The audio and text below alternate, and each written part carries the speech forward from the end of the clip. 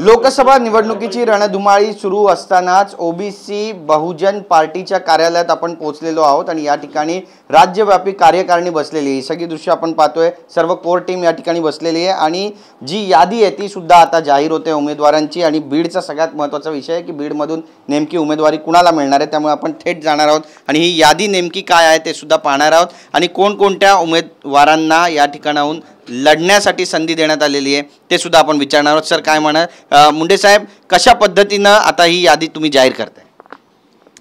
आतापर्यंत आमच्या ओबीसी बहुजन पार्टीच्या 2 याद्या जाहीर झालेल्या आहेत आणि 2 याद्या जाहीर झाल्याच्या नंतर आता तिसरी आमची कोर कमिटीची बैठक होऊन त्या ठिकाणी तिसरी आम्ही यादी जाहीर करत आहोत। आणि म्हणून बीड जिल्हा अतिशय महत्त्वाचा असल्यामुळं मी बीड जिल्ह्याचे ओबीसी बहुजन पार्टीचे उमेदवार श्री यशवंत अण्णा गायके यांचं नाव मी जाहीर करतो। जालना डॉक्टर तानाजी भोजने यांचं नाव मी जाहीर करतो। अहमदनगर अहिल्याबाई नगर दिलीपराव खेडकर माजी आयुक्त यांचं नाव मी जाहीर करतो। 4 सातारा सुरेश कोरडे यांचे मी नाव जाहीर करतो। अशा ह्या एकंदर 4 जणांचा आम्ही हे जाहीर करतो आहोत। मला खात्री आहे की बीड जिल्ह्यामध्ये ओबीसी बहुजन पार्टी यांचा उमेदवार निश्चितच निवडून येईल आणि त्याच्यासाठी प्राध्यापक टी पी मुंडे असेल, प्रकाश अण्णा शेंडगे असतील, आमची पूर्ण कार्यकारिणी असतील, त्या ठिकाणी आम्ही पणाला लावू। नक्कीच प्रकाश अण्णा शेंडगे सुद्धा या ठिकाणी उपस्थित, आपण त्यांच्याशी बोलणार आहोत। बीडचा सगळ्यात महत्त्वाचा विषय आहे आणि पंकजाताई मुंडे या सुद्धा त्या ठिकाणाहून लढतायत, त्यामुळे तगडं आव्हान तुमच्या मार्फत त्यांना दिलं जाईल। नाही, कसं आहे की बीडचं उमेदवारी जी आहे ती फार सेन्सिटिव्ह विषय, कारण बीडमध्ये ओबीसी आणि मराठा वाद जो आहे खूप मोठ्या प्रमाणात त्या ठिकाणी झालेला सगळ्या महाराष्ट्रानं पाहिलेलं आहे। त्या ठिकाणी आमदारांची घरे पेटवण्यात आलेली आहेत, आमच्या कार्यकर्त्यांचे कार्यालय, ऑफिसेस, हॉटेल्स जाळण्यात आलेले आहेत, गाड्या फोडण्यात आलेल्या आहेत आणि यामुळे बीडमध्ये एक फार मोठा तणाव जो आहे तो त्या ठिकाणी निर्माण झाला होता। आणि ह्या तणावामध्ये त्या संपूर्ण महाराष्ट्रातला जो ओबीसी आहे आणि भटके विमुक्त समाज आहे तो अतिशय भयग्रस्त असा त्या ह्याच्यामध्ये, कारण पोलिसांच्या समोर सगळे हल्ले झाले, सगळे पोलिसांच्या समोर घरे पेटवण्यात आली आणि त्या अशा परिस्थितीमध्ये बीड जिल्ह्यातून आमचे टी पी मुंडे सर, म्हणजे खऱ्या अर्थानं गोपीनाथ मुंडेंचा जो ओबीसींचा वारसा जो आहे तो अशा अडचणीच्या काळामध्ये मुंडे साहेबांनी त्या ठिकाणी हे केला। अक्षरशः म्हणजे एक संजीवनी जे आहे, एक त्या भयग्रस्त वातावरण बाहेर काढण्याचं काम जे आहे ते टी पी मुंडे सरांच्या माध्यमातून झालं आणि म्हणून आम्ही मुंडे सरांना विनंती केली होती की तुम्हीच ही निवडणूक तुम्ही लढली पाहिजे म्हणून। परंतु आता त्यांनी तिथला बीड जिल्ह्यातला एक तरुण असा एक नेता जो आहे, कार्यकर्ता, जो हे जे आता हे जे सुरू आहे, आता जे पंकजाच्या उमेदवारीमध्ये गावागावामध्ये जो विरोध चालू आहे पंकजांना की गावबंदी आणि गावातून बाहेर जा, ह्या अशा प्रकारच्या घोषणा आणि हे ते सगळं सुरू आहे काय, त्या पार्श्वभूमीवर ॲक्च्युली तिथं आता एक तरुण तडफदार असा एक नेता जे आहे त्या ठिकाणी जाणं आवश्यक आहे आणि जेणेकरून ओबीसीची बाजू जी आहे ती ठामपणे त्या ठिकाणी मतदारसंघामध्ये एक ओबीसीचं नेतृत्व म्हणून त्या ठिकाणी आम्हाला पाठवणं अतिशय आवश्यक आहे। आणि म्हणून आज कार्यकारिणीमध्ये सविस्तर चर्चा केली आणि बीड जिल्ह्यामध्ये यशवंत अण्णा गायके या तरुण नेत्याचं जे आहे त्या उमेदवारी जी आहे देण्याचा शिफारस जी आहे ती मुंडे सरांनी केली आणि आमच्या कार्यकारिणीने ती आज या ठिकाणी मंजूर केली आहे।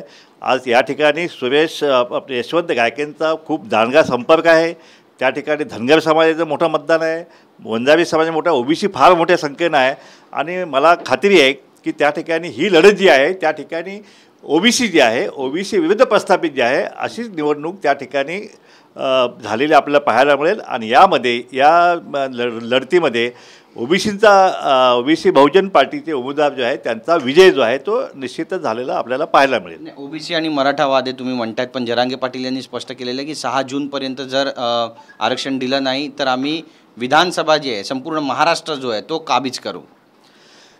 नाही, जरांगे महाराष्ट्र कसा काबीज करणार आहेत का मला माहीत नाही, पण एकंदरीत एक आहे की येणाऱ्या 24चा जो विधानसभेचा रणसंग्राम आहे त्याच्यामध्ये ओबीसी, भटके विमुक्त आणि मागासवर्गीय हे विधानसभेचा ताबा मात्र आम्ही नक्कीच घेणार आहे. मंत्रालयाचा ताबा जो आहे तो आम्ही नक्कीच घेणार आहे. येणारी विधानसभा जी आहे ती नक्कीच ओबीसीचा झेंडा जो आहे तो त्या ठिकाणी फडकलेला आपल्याला पाहायला मिळेल. सांगलीतून अण्णा तुम्ही स्वतः शड्डू ठोकताय आणि त्या ठिकाणी तगडं आव्हान देताय. 5 ते 7 लाखापर्यंत मतदान त्या ठिकाणी ओबीसींचं आहे. काय वाटतं तुम्हाला नेमकं कशी लढत राहिली? नाही, कसं आहे की सांगलीमध्ये या ठिकाणी शिवसेनेने एक पहिलवान जो आहे तो जे दिलेला आहे आणि त्यांचा अनुभव पाहता तर त्यांचा अनुभवसुद्धा जो आहे, राजकीय अनुभवसुद्धा जो आहे तर बैलगाड्या शर्यतीचासुद्धा चांगला अनुभव आहे. आणि आता काही उमेदवार असे पण येतील ज्यांना क्रिकेटचे सामने, फुटबॉलचे सामने किंवा लावण्यांचे कार्यक्रम असले सगळे ते उमेदवार जे आहे आता ती देण्याची पद्धत सुरू झालेली आहे. प्रस्थापित पक्षानं चांगले राजकीय क्षेत्रात चांगले काम केलेले उमेदवारसुद्धा मिळायला तयार नाही आहेत. त्या ठिकाणी काँग्रेसचं जे आहे, काँग्रेसलासुद्धा उमेदवाराला तिकिटासाठी धडपड करायला लागत आहे. ती ॲक्च्युली सांगलीची काँग्रेस जी आहे ती वसंतदादा पाटील यांची काँग्रेस जी आहे आणि त्यांच्या नातवाला तिकिटासाठी धडपड करायला मागच्या वेळीसुद्धा तीच परिस्थिती आहे. ह्यावेळीसुद्धा तीच परिस्थिती निर्माण झालेली आहे. आणि त्यामुळं तिथं जे आहे तिथं काँग्रेस जर वाचवायची असेल तर मी आपल्या माध्यमातून मी आव्हान करतो आहे तिथल्या काँग्रेसच्या नेत्या कार्यकर्त्यांना की आपण मला पाठिंबा द्यावा. जसा जतमध्ये काँग्रेसने मला पाठिंबा दिला होता, मी काँग्रेस जे आहे त्या ठिकाणी पुन्हा त्या ठिकाणी तग धरून ठेवायचं काम केलं. इथंसुद्धा काँग्रेसचे सगळे नेते कार्यकर्ते जे आहे त्यांचं 5 वर्ष जो आहे त्या काँग्रेस सांभाळण्याचं सुद्धा काम आम्ही त्या ठिकाणी करू. त्या ठिकाणी भाजपचं जे आहे, भाजपचे उमेदवार जे आहेत त्यांना गेल्या 10 वर्षामध्ये त्यांचं एक अँटी इनकम्बन्सी ती सुरू झालेली आहे. तिथं मोदी लाट नाही आहे, त्याचप्रमाणे राम मंदिरचा विषय पण नाही आहे आणि बाकी मोदीची गॅरंटी वगैरे असलं पण काय त्या ठिकाणी नाही आहे. आणि सांगलीचं बघायला गेलं तर गेल्या 10-15 वर्षामध्ये त्या सांगलीमध्ये काहीसुद्धा काम त्या ठिकाणी झालेलं आहे. शहर बकाल झालेलं आहे. त्या ठिकाणी दुष्काळी भागाचे प्रश्न आहेत तसेच आहेत, शेतकऱ्यांचे प्रश्न तसेच आहेत. त्यामुळे विकासाच्या मुद्द्यावर जे आहे ते आपण निवडणूक लढणार आहोत. ओबीसी आरक्षणाचा विषय तो आहेच आहे, कारण दिवसाढवळे आमच्या आरक्षणाचं लचके तोडायचा कार्यक्रम जो आहे तो आजसुद्धा सुरू आहे. त्यामुळं ही आरक्षणाची लढाई जी आहे ती मतपेटीतून लढायचा निर्णय जो आहे तो संपूर्ण महाराष्ट्रातल्या ओबीसी, भटके मुक्त आणि मागासवर्गीयांनी घेतलेला आहे. आणि माझ्या मते जर काँग्रेसचा उमेदवार जरी आला तरी 3 चौरंगी लढत होईल. चौरंगी लढत झाली तर वन वे जो आहे तो माझा विजय हा निश्चितच त्या ठिकाणी आपल्याला पाहायला मिळेल. बरं, परभणीच्याबद्दल काय, परभणीबद्दल तुमची भूमिका काय असणार आहे? कारण महादेव जानकर त्या ठिकाणाहून उमेदवार आहेत आणि त्यांना तुम्ही पाठिंबा देणार आहात की तिथे देखील तगडं आव्हान त्यांना असेल?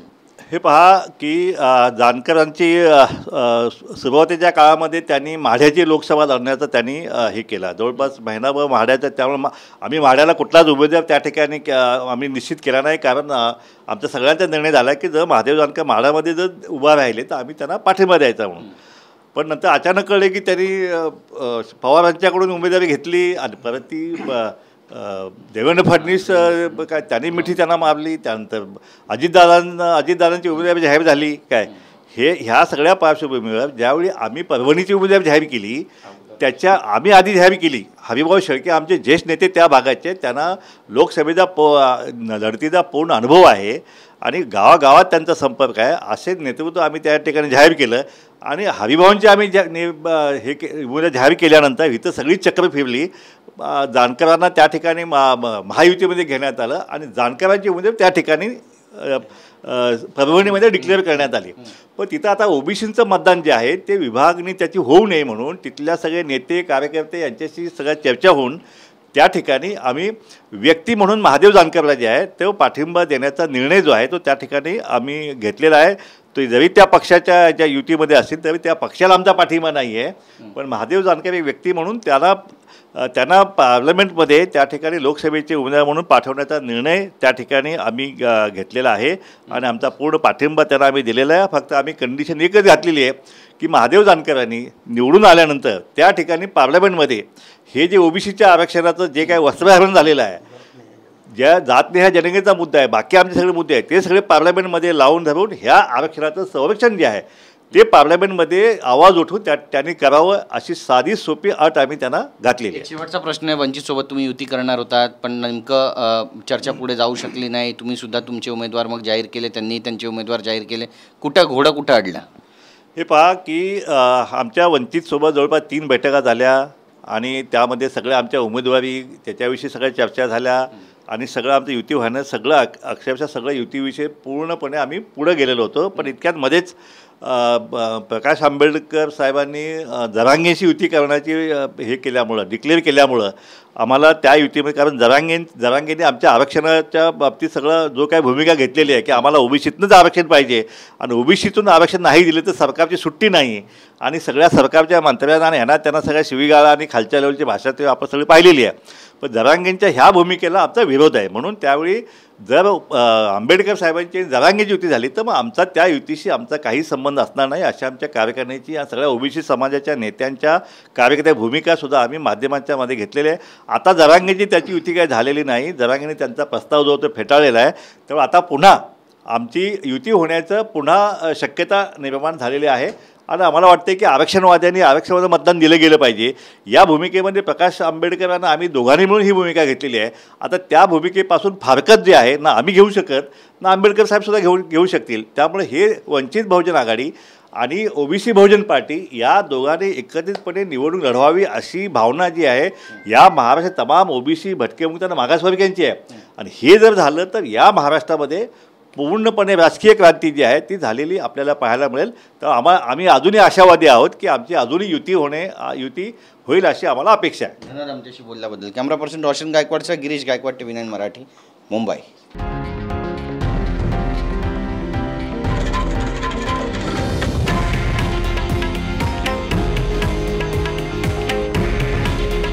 हे आहे देशातील नंबर 1 न्यूज नेटवर्क आणि आपण पाहत आहात TV9 मराठी. काळजी तुमची, हित महाराष्ट्राचं.